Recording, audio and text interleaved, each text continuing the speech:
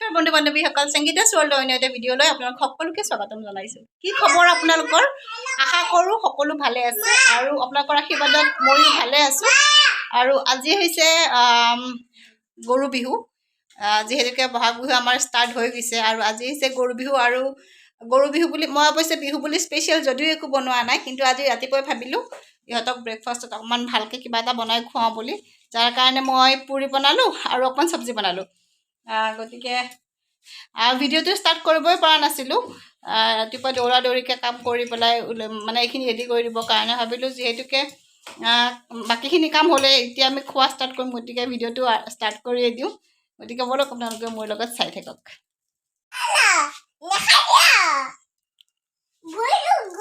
এইটো হৈছে আমাৰ বেটা। কেনেকুৱা হৈছে খাব কৈ দিয়া? টেষ্টি হৈছে, টেষ্টি হৈছে। মা, এয়া হৈছে আমাৰ মুনু প্লেট, এয়া হৈছে মুনুৰ অকণমান চব্জি, এয়া হৈছে পুৰি ন। কেনেকুৱা হৈছে বেটা খাব? বহুত টেষ্টি, বহুত টেষ্টি। মাতকে ভালনে বেয়া? ভাল। কেনেকুৱা হৈছে মা? ভাল হৈছে।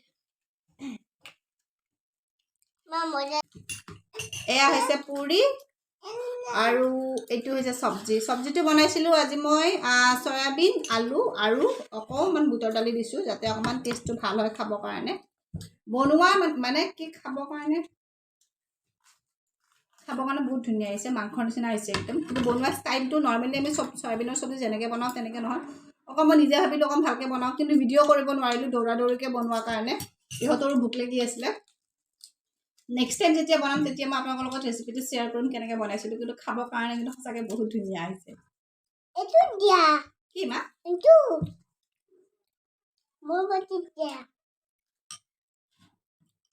আৰু মই আপোনালোকক কৈছিলোঁ, যোৱাকালি এটা ভিডিঅ'ত মই দেখুৱাইছিলোঁ আপোনালোকক যে মই বহুত কাপোৰ জাপিব ওলাইছোঁ, আৰু কাপোৰ জাপোতে ইমানেই কাপোৰ ওলাইছে যে মই এই আলমাৰিটো কাপোৰখিনি মই ডিচিপ্লিনকৈ থ'ব নোৱাৰা হ'লোঁ। গোটেই ধুইছোঁ ভৰাইছোঁ কৰি মানে অৱস্থা বেয়া হৈ গৈছিলে। তো ভাবিলোঁ আজি অকণমান তাইক ডিচিপ্লিন কৰোঁ। তথাপিতো মানে কি ডিচিপ্লিন হিচাপেতো একো হোৱা নাই, জাষ্ট খালী কাপোৰখিনি যাতে মই হাত দিলে পাওঁ তেনেকৈ এইটো অকণমান এইখিনি ঠিক কৰিলোঁ।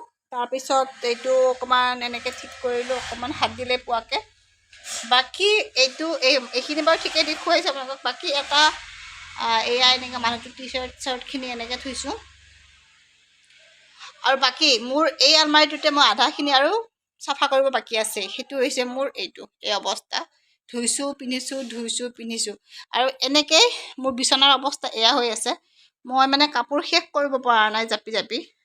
গতিকে মানে ভিডিঅ' বনাবলৈ ইমান অসুবিধা হৈছে যে মই কামেই শেষ কৰি আনিব পৰা নাই।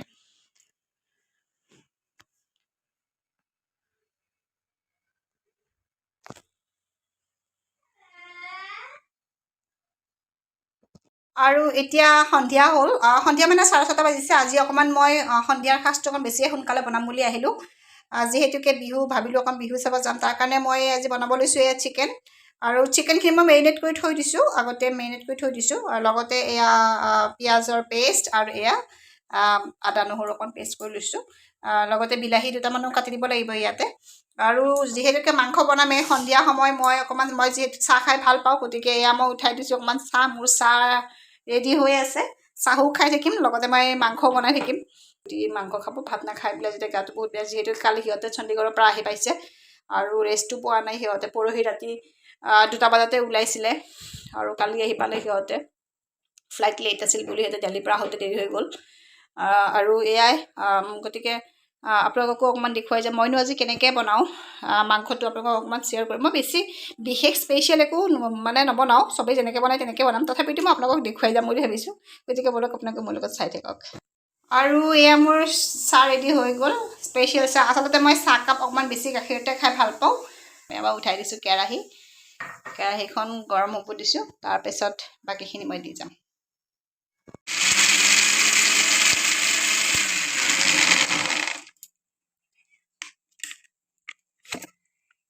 আৰু এয়া মই বনাই ল'লোঁ অকণমান বিলাহী পেষ্ট। বিলাহীটো আচলতে কাটি দিলেও হয়, তথাপিতো মই মানে এনেকৈ পেষ্ট কৰি দিয়ক কিয় ভাল পাওঁ, মানে বিলাহীটো অকণমান যদি পেষ্ট কৰি দিয়া যায় তেতিয়া মানে কালাৰটো আৰু অকণমান বেছি ফুটাব ভাল হয় মাংসটোৰ।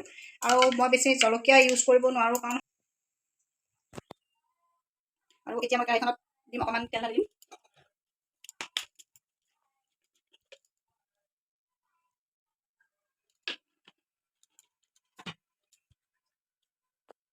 তাৰপিছত মই দি দিছোঁ এয়া লং, এয়া সৰু ইলাচি, এয়া হৈছে গোটা ডাঙৰ ইলাচিটো, কিন্তু মই এইটো অলপমান দিছোঁ। মা। আৰু তাৰপিছত দি দিছোঁ মই এটা তেজপাত।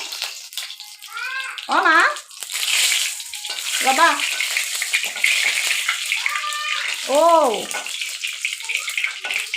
ৰ'বা। আৰু এইখিনি ওচৰত আহি কৰা নাযায়। এইখিনি অকণমান গৰম হোৱাৰ লগে লগে মই ইয়াতে পেষ্ট কৰি থৈ দিয়া পিঁয়াজ, এয়া মই দি দিলোঁ পেষ্ট কৰি থৈ দিয়া মোৰ পিঁয়াজখিনি। এতিয়া পিঁয়াজখিনি অকণমান ভাজি ল'ব লাগিব। ভাজি মানে কি, আৰু এয়া মই ভাজি থৈ পেষ্ট কৰি থৈ দিয়া পিঁয়াজখিনি অকণমান ৰঙচুৱা হোৱালৈকে অকণমান ভাজি ল'ব লাগিব। এতিয়া সেইখিনি অকণমান ভাজি লৈছোঁ। আৰু আদা নহৰু পেষ্ট বনাই থৈ দিছিলোঁ, সেইখিনি দি দিলোঁ ইয়াতে।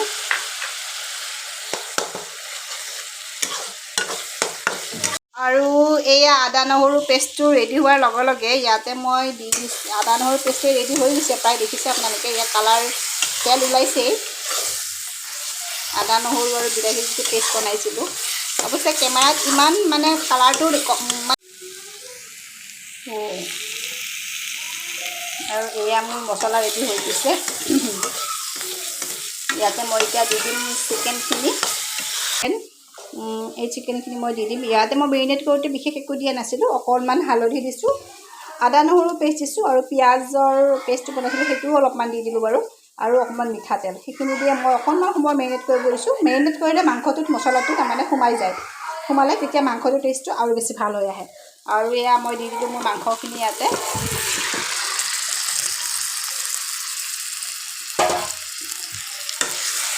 খিনি দি এনেকৈ মই অকণমান লৰাই ল'লোঁ।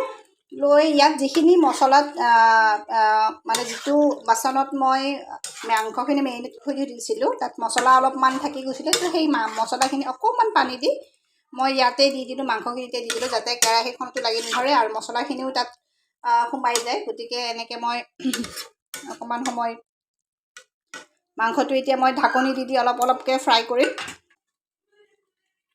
আৰু এয়া ফাইনেলি মোৰ মাংস এতিয়া হ'ব গৈ আছে। এয়া দেখিছে আপোনালোকে মোৰ মাংস হ'ব গৈ আছে অলপমান সময়। আৰু যেতিয়া অকণমান মাংসটো গ্ৰেভিটো ভাল হয়, তেতিয়া সেইটো মানে আপুনি ৰুটি দিয়ে খাওক বা ভাতে দিয়ে খাওক, খাবলৈ মানে ইমান ধুনীয়া লাগে।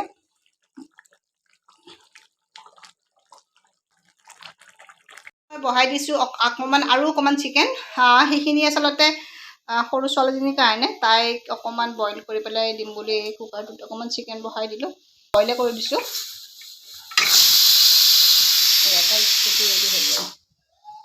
আৰু এতিয়া যাব ওলাইছোঁ বিহু চাব। ভাত পানী বনাই ৰেডি কৰি থৈ ওলাই আহিছোঁ। মাহঁতৰ ঘৰত সোমাই মাংসখিনি দিলোঁ, সিহঁতৰ কাৰণে বনাই অনা।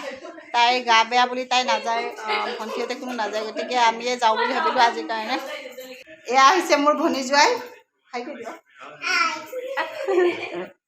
আমি চবেই যাব ওলাইছোঁ, চবেই মানে নহয়, আমাৰ ঘৰখনৰ। কালি আমি যাম চবেই। কালি প্ৰথম বিহু, ইহঁতৰ বহুত দূৰৰ পৰা অহাৰ কাৰণে অকণ ভাগৰ লাগি আছে কাৰণে সিহঁতে যাব খোজা নাই আজি। আমি অকণমান আজি আমিয়ে গৈ আহোঁ, এনেই অকণমান চাই আহোঁ আৰু আধা ঘণ্টা এঘণ্টামান কি হয়, সোনকালে ঘূৰি আহিম বুলি ভাবিছোঁ।